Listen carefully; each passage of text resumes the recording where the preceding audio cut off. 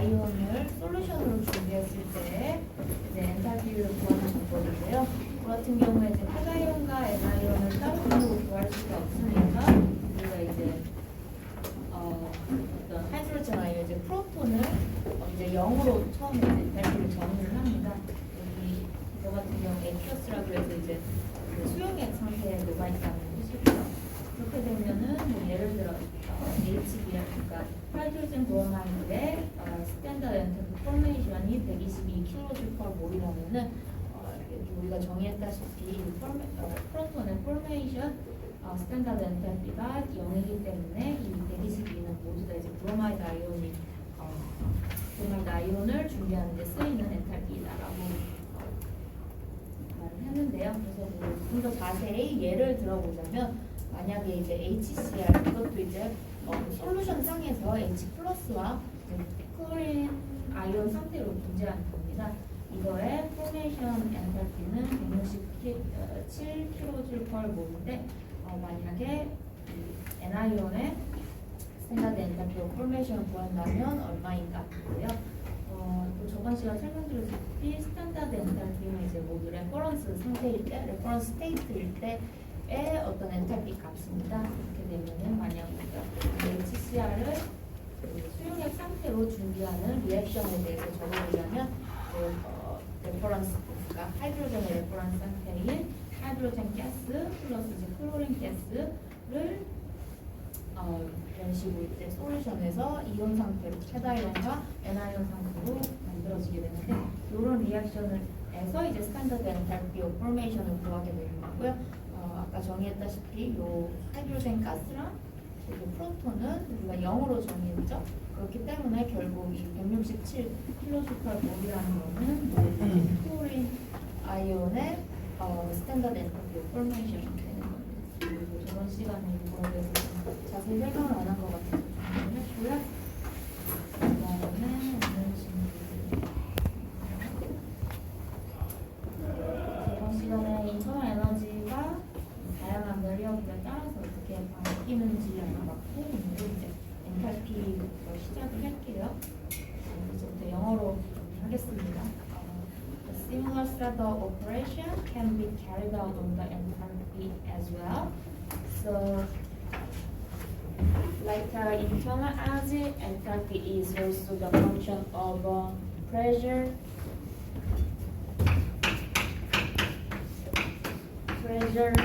temperature, volume. But like the internal energy, if we know the variable, one will be fixed.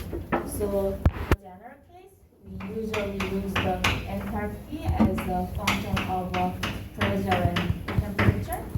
And then by mathematics, for the infinitesimal change dH, we can write the del H, del P at the constant temperature, and then dP plus the del H, del P at the constant pressure dT. So this is the same as internal energy, and then it is just the mathematics. And as you remember, like this definition, the enthalpy change over the temperature change was the heat capacity. So now we can write the H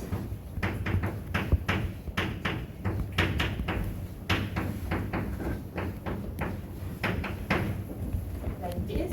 And we would like to know this term, so we are gonna assume that if the enthalpy is constant, that means that if this dH is 0, then the equation becomes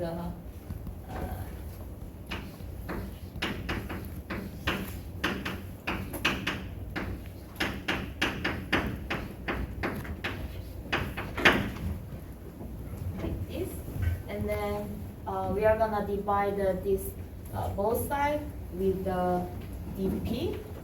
Then this equation becomes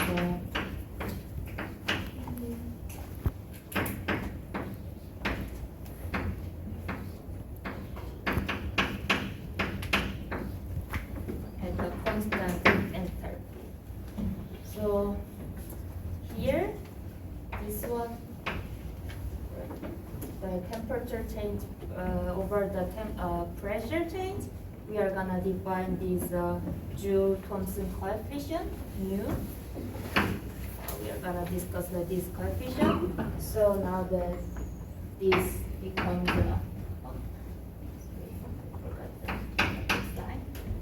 this becomes CP mu CP. Finally, we now know that this term here, so this EH becomes mu CP plus so now we know that the enthalpy change with the pressure and the temperature change. So yeah, here. So this is the variation of enthalpy with the temperature and the pressure. Now we are gonna let's discuss about this Joule-Thomson effect. So to determine this coefficient mu, so this coefficient mu, it is necessary to measure the temperature change, to the change of the pressure here, delta T and delta P, in a process at the constant enthalpy, which we call this isenthalpic expansion, because we assume that the enthalpy is the constant. So this can be measured by this experiment. So this figure gives an idea how the measurement works. There is no heat applied to the equipment, so there is no enthalpy change. And the gas from here expands through this porous barrier from one constant pressure to the another here, while monitoring the change of temperature that originates from the expansion.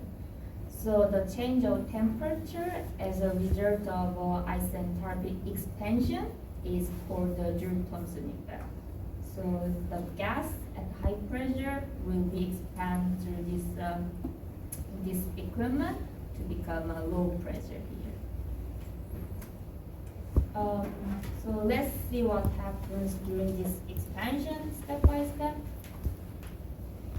So expansion occurs the adiabatic condition, which gives no heat applied. So internal change is equal to work by the first law of thermodynamics. And let me explain this figure. So there is an expansion from left side to the right side. The left side is and the right side, the pressure is different. So let's see this first situation. There is a piston, and here is a throttle, and there is a piston here, and then the external pressure is PI, and there is a gas which have PI pressure, initial pressure, volume, and the temperature TI. And the right side there is no volume.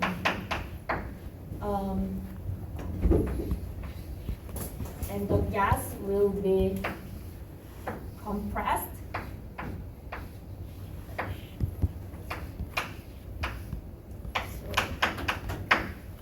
The second step, the volume will be 0, and the third, then the gas will go through this gap and then rise the volume of the right side. So like this. Now this gas of the right side will have, let's say this is the final pressure PF. So this gas will have a final pressure, final volume, and the final temperature. So let's analyze the work from one by one. So the first case here, work done by the gas on the left side here. So this work, as you remember, the work is external pressure multiplied by the volume change. Here in the external pressure is PI, so we are gonna write PI here, and the volume change is that the final volume is 0 for the left side only, and the initial volume is BI, so 0 minus BI. Now the work for the first case is PI VI. Okay. And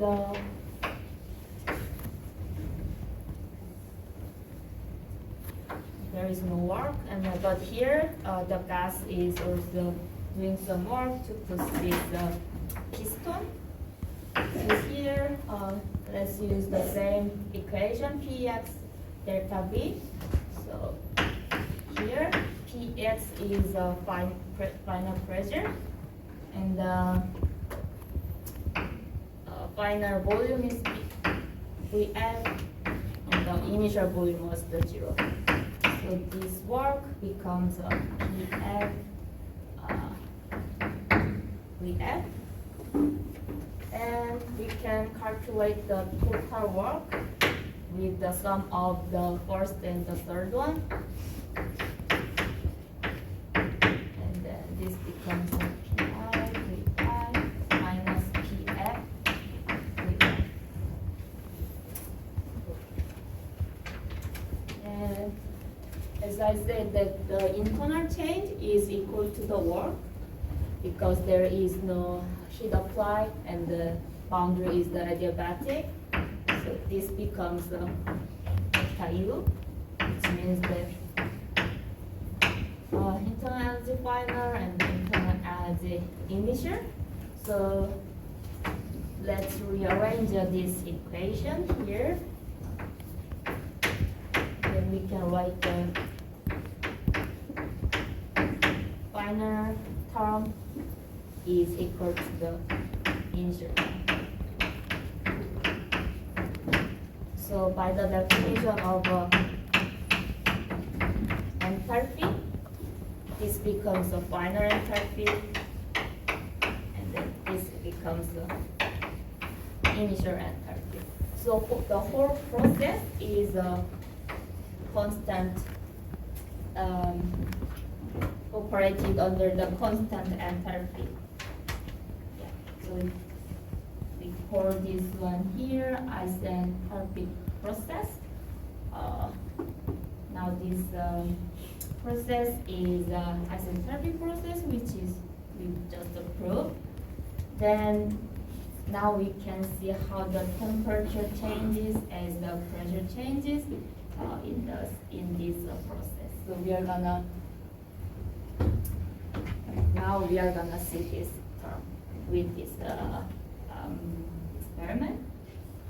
So during the isenthalpic expansion, mu is the delta T over delta P at the constant enthalpy.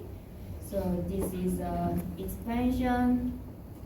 So when the volume increases, the pressure decreases because it's the expansion. And if this mu, the Joule-Thomson coefficient is positive, which means that when the volume increases, that means that pressure decreases. So by this equation, the pressure decreases, that means that the temperature decreases. So meaning the gas is cool. You can see this region. This is a cooling region. This was what the Joule-Thomson observed at their condition.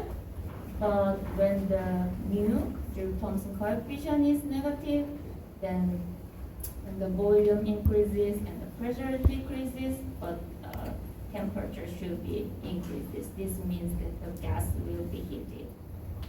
And yeah, these reasons. So it's mu is negative, and this reason mu is a positive. And there is a point where Joule-Thomson coefficient changes its sign. We call this point as the inversion temperature. So here, this reason, like when the mu is positive, is pretty much the ambient condition. That's the reason why the scientists observe the cooling during the gas expansion. But here, let's see, like a high pressure, high temperature, or a very, very low temperature. When the mu is negative, the gas is heated during the expansion. So a molecular interpretation is that in many rare gases at moderate temperature and pressure here, molecules attract each other, and since attraction was pulling molecules together and stored as potential energy increases, meaning the kinetic energy decreases while expansion, so leading to the cooling because the kinetic energy of molecule is proportional to the temperature. But at the high pressure or the very low temperature, repulsive interaction becomes more significant. So when the gas expands, if molecules are in a close, repulsive force pushes them apart forcefully, increasing their kinetic energy. So this leads to the rise in temperature of the expansion. So even if it is the same gas, under different conditions, they behave differently. And 출석 한 번만 볼게요.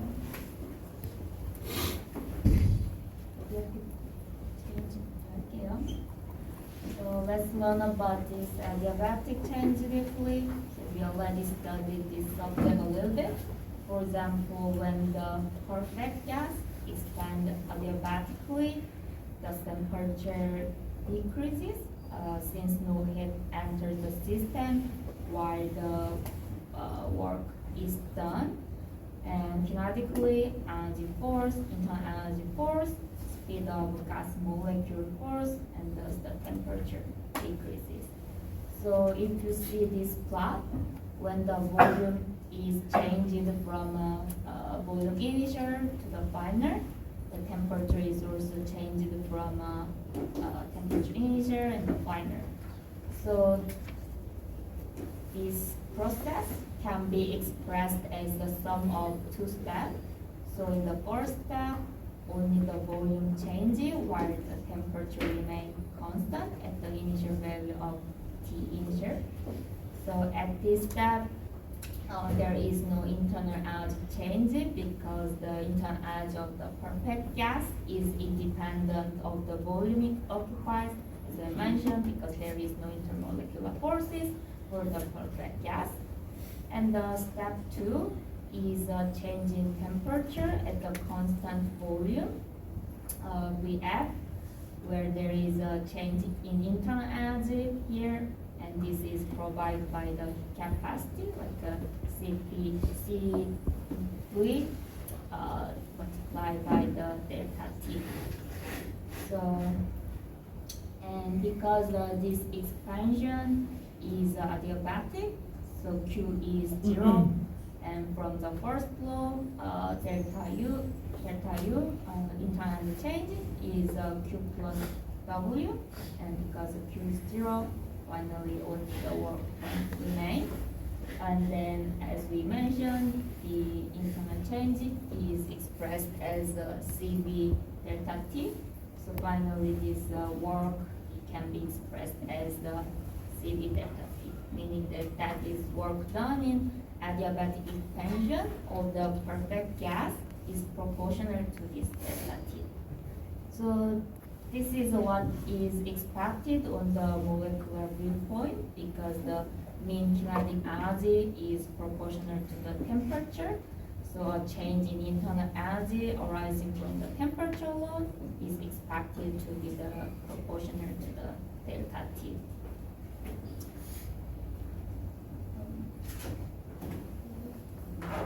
Here, so now it is possible to calculate the temperature change of the perfect gas that undergoes the reversible and adiabatic expansion for a perfect gas. So in this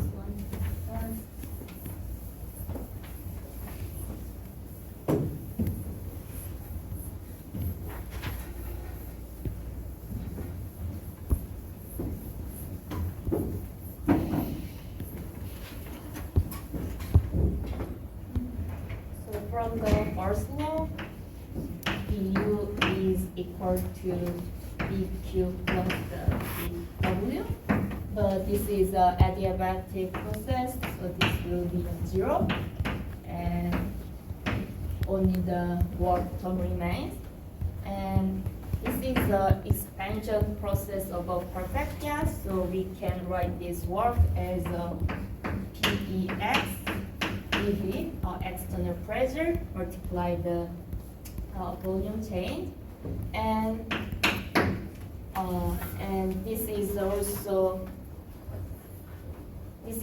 the reversible process. So PX becomes a gas pressure P dV, like this. Reversible element expansion of a perfect gas. And like we mentioned, the internal change is also heat capacity multiplied by temperature change. So we were gonna use these two. Finally, this CVDT is PdV, and this is a perfect gas, so we can use the perfect gas law here. So PV is nRT, and pressure becomes a nRT nRT over V and PV. And let's integrate these two, both sides, from Ti, Tf, CVDT, Ti,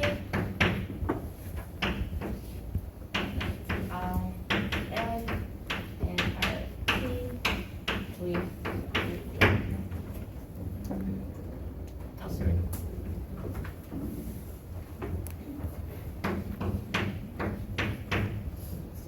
we are gonna see the temperature change from Ti to Tf and the volume change from Vi to V minor. And for the perfect gas, we can say that this heat capacity is a constant. That means that this term can be taken out from the integral, and by mathematics, this becomes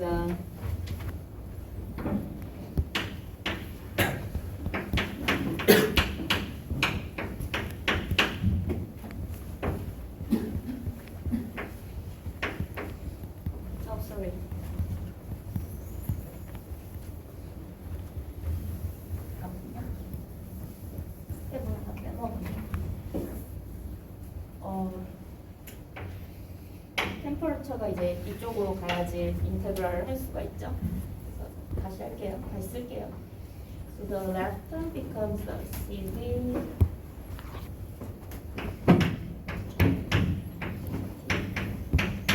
and the right term becomes the NRV minus, and then we are gonna integrate TI, I, VF, and then for the perfect gas, CV is a constant, then we can write this. Right?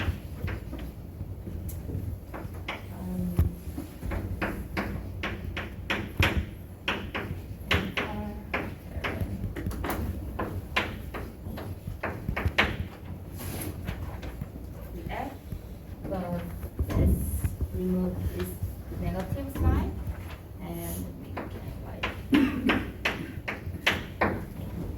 So this becomes like that, and then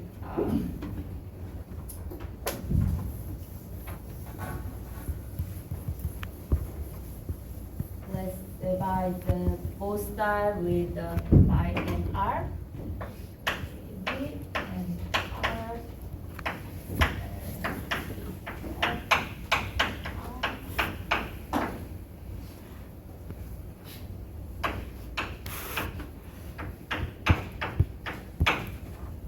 And by the definition, CVN is a molar heat capacity at the constant volume. So finally, this constant becomes RCVN molar heat capacity over R, and we are gonna define this just a constant C, and we can write the ln here.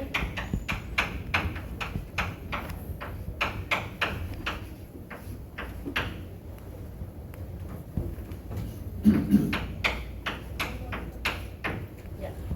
Then if we just rearrange this one, this becomes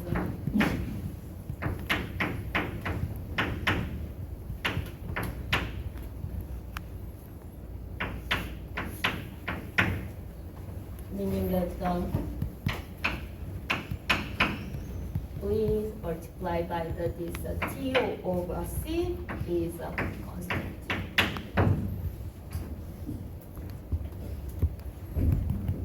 So for the reversible adiabatic process of a perfect gas, we can say that Vt is and let's see some examples related to this one. So consider the adiabatic reversible expansion of 0.02 mole of argon, initially at 25 degrees Celsius from 0.5 cubic meter. This is a liter. D is a decimal, so I'm 3 liter. This one. And the molar capacity of argon at constant volume is 12.48 joule per. There is a typo. This is joule per Kelvin per mole. And we just define the constant C here, like CV over R. And if we calculate this C is 1.501. Then let's calculate the work here. At first, we are gonna see the temperature change, because there was a volume change. So the system temperature is also changing accordingly. And we are gonna use this equation and this one. And temperature final can be written like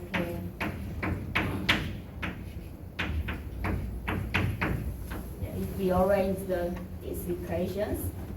And we know that the volume initial was 0.5 and final volume was 1, and the 1 over C is 1 over 1.501, and the final temperature is 180 Kelvin. Then we can calculate the work. In this condition, we already learned that W is CV dt, meaning that the W or the work is equal to the molar heat capacity multiply the temperature change, final and T initial. So that's the reason why we start to calculate the T final first. The capacity is more of argon multiplied by the molar capacity.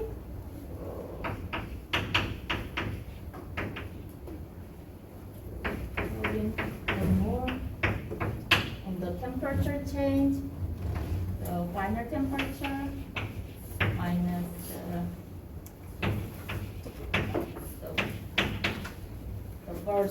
the initial temperature. Here is just a 25 degree, but we're gonna use the Kelvin, so I just convert it to Kelvin. So if you calculate this one, this is 27 joule. This work is done by the system because there is a negative sign.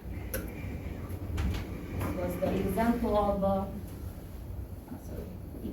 of adiabatic reversible of the perfect gas. And here, so, and we also can calculate the change of pressure for this adiabatic reversible perfect gas condition. So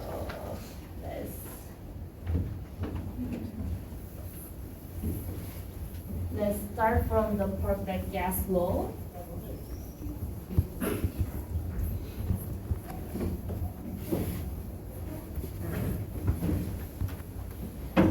The perfect gas law is PV is equal to the nRT. And then from this one, we can say that multiply the final of PV, the ratio of between the final pressure and volume, and the initial pressure and the volume is temperature initial and the temperature final. Oh, sorry.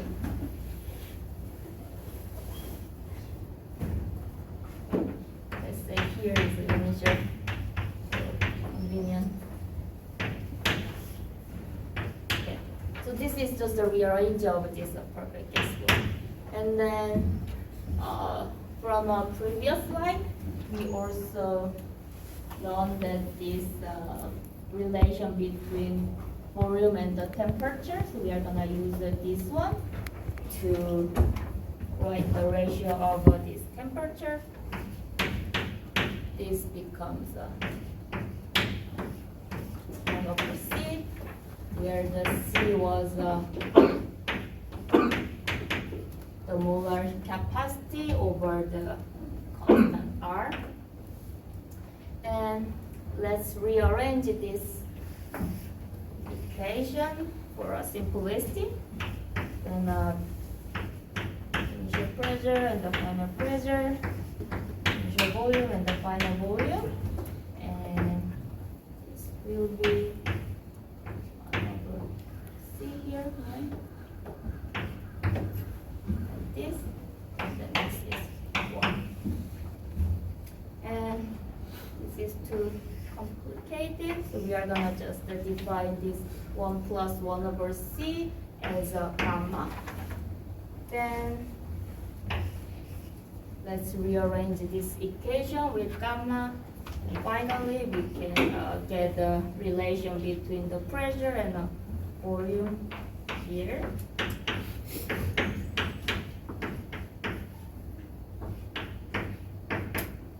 Like this.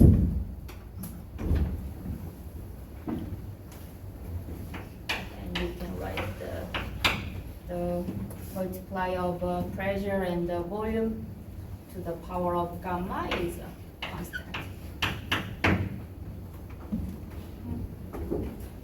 And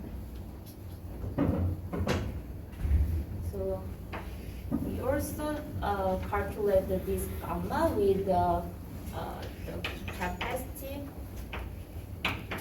of both the capacity from the capacity at the constant pressure, capacity at the constant volume, like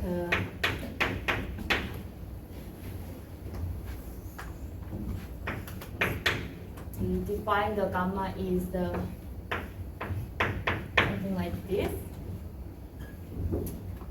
and we also define this constancy as with this molar capacity. So we can write this one.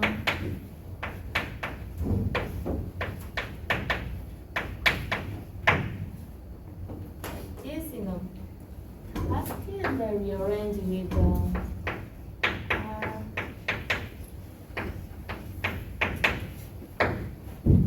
this. And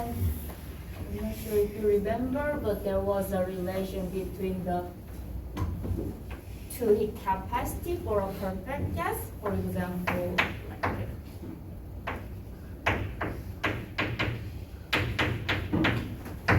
so the subtract of heat capacity at the constant pressure minus the capacity of constant volume, it was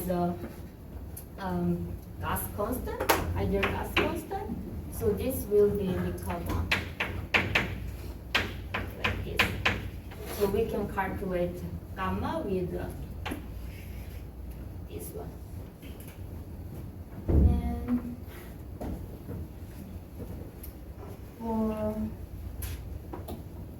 so we get this change in pressure and the change in the volume, which is the multiplier of these two variables is constant. And you also can calculate the gamma. For example, for monatomic molecules, we get this Cv was 3/2 ideal gas constant from partition theorem. So this C becomes 3/2, and the gamma is 1 plus 1/c. So this becomes 5/3. But this is only for the monoatomic molecules. Polyatomic molecules, they have a different degree of freedom or a different kinetic property. So the heat capacity becomes different, and the gamma is different for all the three.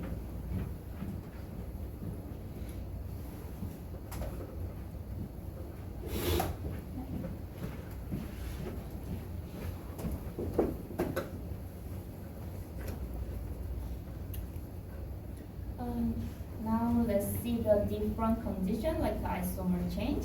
So let's check the difference between the isomer expansion and the adiabatic expansion. So for the isomer expansion, there is no temperature change. Temperature is a constant. Therefore, the change in internal energy becomes 0. So, for example, for a specific case, like for a monoatomic perfect gas, U is 3/2 RT. So delta U, delta over delta V becomes 0. But let's say for the general case,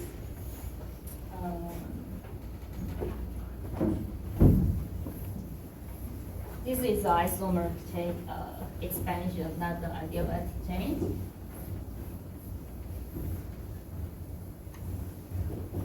And for the isomer change, du is 0, but we are gonna see how this happens.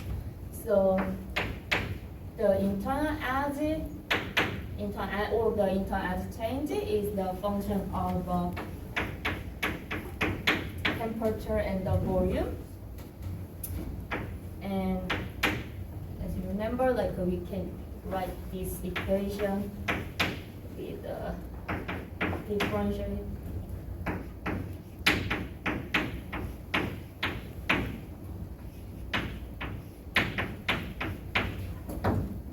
And as I mentioned, this is isomer, so there is no change. And for temperature, this will be the 0 here. And finally, only this term remains. So delta U becomes CU dV. But for a perfect gas, the internal energy does not change, depend on the volume it occupies, because there is no intermolecular forces in the perfect gas. So even if it is a general case, the internal energy does not change for the isomer conditions.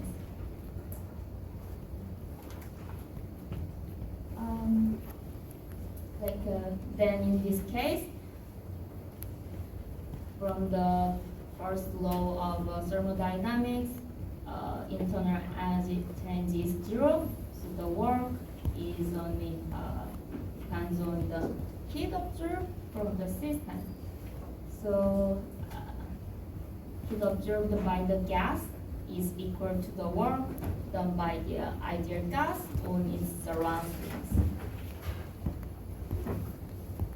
And in this case, for the isomer expansion, the change of enthalpy is also zero because the delta H by the definition is delta U plus delta PV, and as we saw that delta U is zero for these isomer changes, and delta PV and delta nRT, but there is no gas generation, or there is no gas generation, and there is no temperature change, so enthalpy is also constant zero.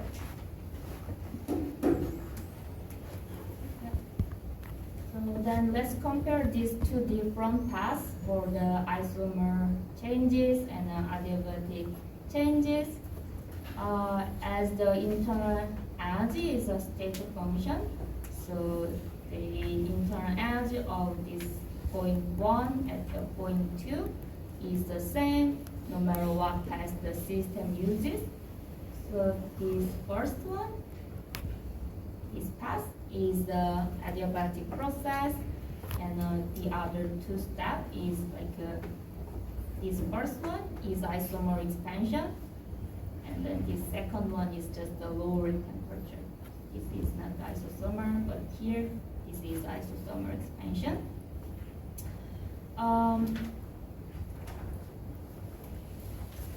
And the difference between this isomer expansion and adiabatic expansion is mainly the work. So if we draw the pressure and the volume diagram here, so for the isomer condition, PV is nRT. This means that the PV is constant. So we just draw this PV graph here. This is isosomer. But for the adiabatic change, we just learned that this PV is not constant, but instead PV power of gamma is constant. And this gamma is greater than 1. This means that the curve of adiabatic process is steeper than the isosomer.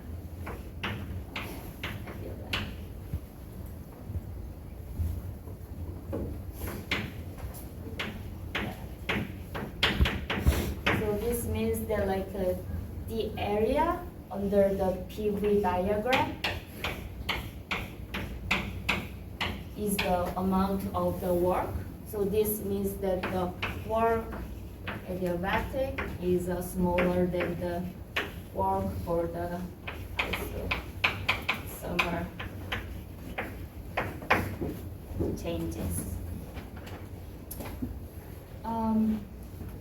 Or we can say that for the case of isosomer expansion, heat is absorbed from the surrounding to make up for the work done by the gas, but this does not occur in a adiabatic process because there is no heat applied to the system, so the temperature drops and the work done by the gas decreases.